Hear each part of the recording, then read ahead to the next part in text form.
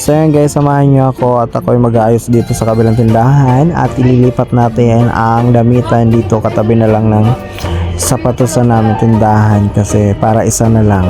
So ngayon guys, nag-aayos kami dito, ayan, at yan, nag-umpisa pa lang kami dyan.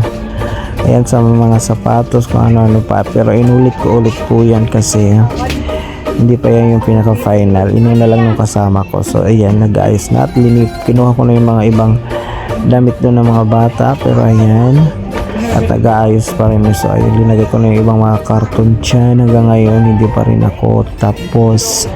So bukas na naman ang continue nito kasi medyo napagod na ako. Hanggang ngayon hindi pa ako tapos. Maghapon nag-start ako ng umaga niyan, hanggang ngayong alas 7 ay hindi pa rin ako tapos. So